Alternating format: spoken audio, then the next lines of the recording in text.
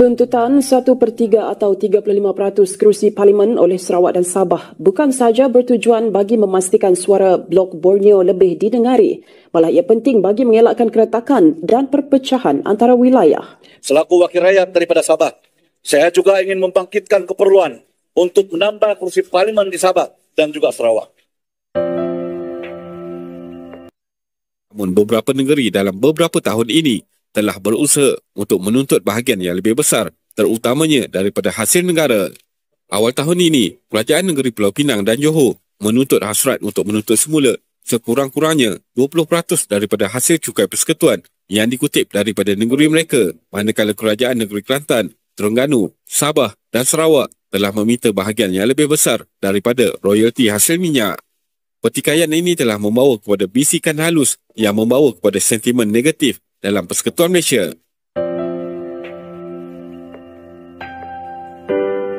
Kebersamaan di Kepulauan Melayu itu. Tetapi letak saja perkataan Melayu di sana. Bahasa Melayu Malaysia, bahasa Melayu Indonesia, bahasa Melayu Indonesia.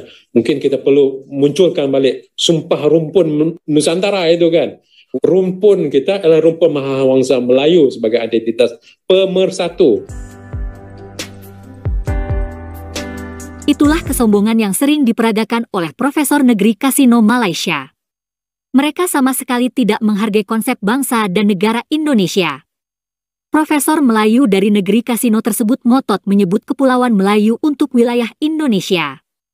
Padahal, negara Indonesia sudah memberikan nama resmi, yakni Kepulauan Indonesia. Kalau Malaysia menyebut nama wilayah tetangganya seenaknya, maka jangan salahkan jika orang Indonesia suka menjuluki Malaysia sebagai Malaides. Jangan gundah juga jika Malaysia disebut negeri kasino, karena perjudian memang jadi sumber pendapatan penting bagi Malaysia. Kesombongan yang lain tentu saja, propaganda Profesor Melayu Negeri Kasino, yang ingin mengangkangi Indonesia dengan konsep alam Melayu dan Mahawangsa Melayu. Mereka pun sibuk mau memelayukan semua suku di Nusantara, dan ingin memelayukan bahasa Indonesia. Tujuannya semata demi kepentingan kaum Melayu palsu di negeri kasino. Biar mereka tampak hebat dan besar, walaupun dalam sejarahnya tidaklah demikian, sambil mencuri budaya semua suku dari Nusantara. Para profesor Melayu Malaysia itu seolah tidak mampu mengukur kekuatan mereka sendiri. Jangankan mau memelayukan Indonesia. Memelayukan Malaysia pun, mereka tak sanggup. Itu karena kaum Melayu palsu di negeri kasino terlalu lemah dan terpecah belah. Setiap hari pun mereka hanya ribut masalah perkauman. Dan bukan hanya itu saja, negeri dan wilayah di Malaysia sekarang sedang berebut jatah ekonomi yang lebih besar. Masalah pembagian hasil selalu menjadi isu penting sekaligus sensitif di Malaysia, karena negara buatan British ini berbentuk federasi. Bahkan Sabah Sarawak pun mulai menuntut pengaruh politik yang lebih besar dalam persekutuan Malaysia. Mereka menuntut kuota 1/3 atau 35% kursi Parlemen Malaysia, sesuai perjanjian tahun 1963. Saat ini Sabah Sarawak hanya mendapat sekitar 25% dari kursi Parlemen Malaysia. Jika tuntutan itu dipenuhi, maka posisi Sabah Sarawak akan semakin kuat. Adapun posisi politik kaum Melayu palsu di semenanjung Malaysia akan semakin lemah. Berikut ini adalah perkembangan terakhir mengenai tuntutan Sabah dan Sarawak itu.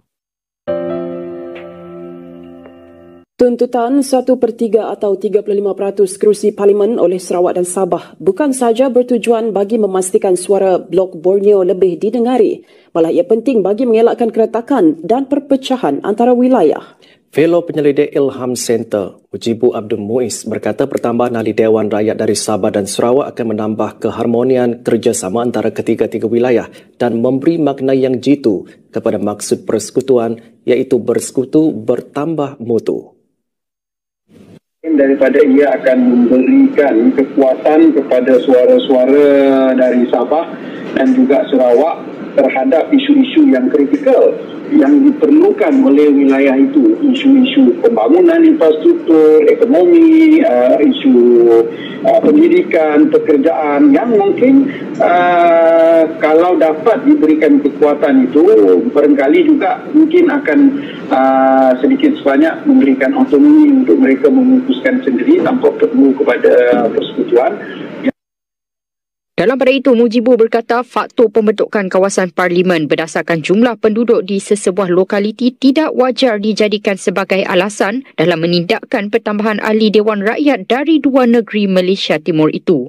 Hal ini katanya pembahagian kerusi parlimen di negara ini menekankan kewajaran kepada kawasan luar bandar untuk diwakili meskipun populasi penduduknya yang kecil. Untuk rekod ketika ini, Blok Borneo mewakili 56 kerusi Dewan Rakyat dengan 31 kerusi dimiliki Sarawak dan 25 lagi kerusi diwakili Sabah.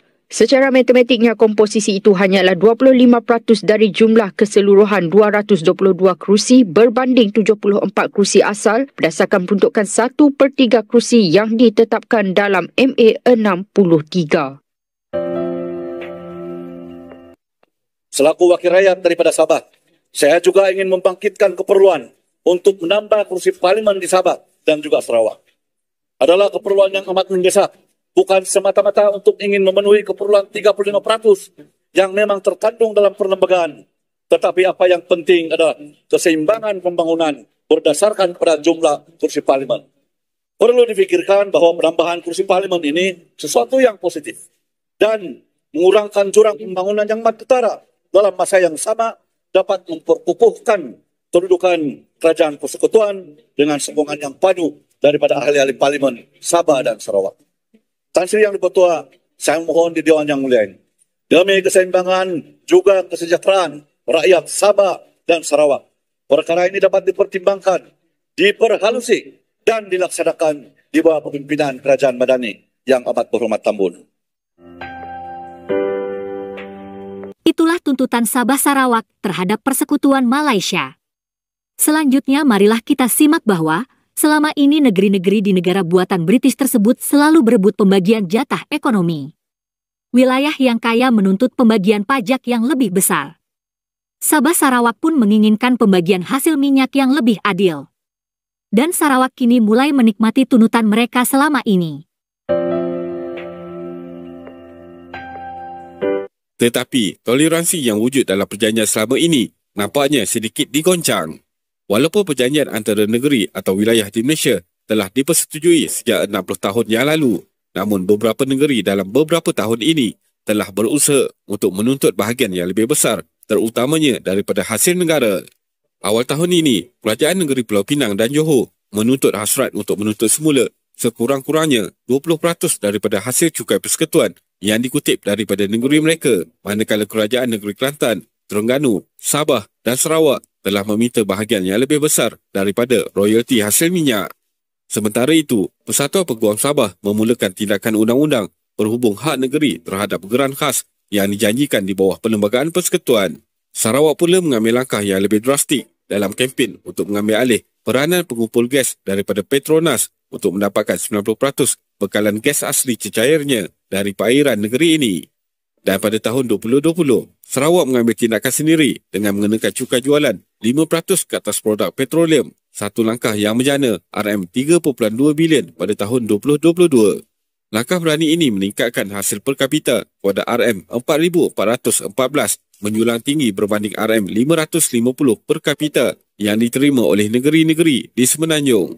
Namun, walaupun sudah menerima peruntukan per kapita tertinggi dari persekutuan, Sarawak terus mendesak untuk memperoleh lebih banyak kawalan lagi, terutamanya ke atas sumber semula jadinya.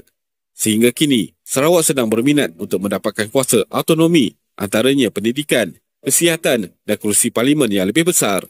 Jika tuntutan Sarawak ini direalisasikan, ia mungkin menjadi titik permulaan kepada perubahan struktur federalism di Malaysia, di mana negeri-negeri yang kaya dengan sumber semula jadi akan diberi lebih kuasa autonomi dalam pengurusan sumber mereka. Pertikaian ini telah membawa kepada bisikan halus yang membawa kepada sentimen negatif dalam Persekutuan Malaysia. Terdapat juga beberapa tuntutan adalah perkara yang serius kerana secara langsung ia akan mewujudkan model negara dalam negara, malah ia akan memberi kesan domino terhadap negeri lain untuk membuat tuntutan yang sama. Di sinilah perlunya toleransi antara semua dalam menyelesaikan isu berbangkit. Putrajaya dalam usaha untuk meredakan ketegangan yang semakin meningkat ini telah memberikan beberapa konsesi kepada Sarawak. Kawalan ke atas pelabuhan Bintulu telah diserahkan semula kepada Sarawak dan negeri itu dibenarkan untuk memperoleh Maswings, anak syarikat penerbangan serantau. Selain itu, pengambil alihan 30% kepentingan dalam Affinbank oleh Sarawak menunjukkan sejauh mana perjuangan kuasa yang sedang berlangsung. Jika konflik kuasa antara kerajaan pusat dan negeri atau wilayah ini terus berlaku, ia akan menjadikan proses membuat keputusan melibatkan perkara tertentu menjadi rumit dan lambat. Oleh itu, titik keseimbangan perlu dicapai dalam memberikan autonomi kepada negeri. Begitulah masalah cukup serius yang dihadapi oleh negeri kasino Malaysia. Terima kasih sudah menonton sajian kami. Sampai jumpa lagi.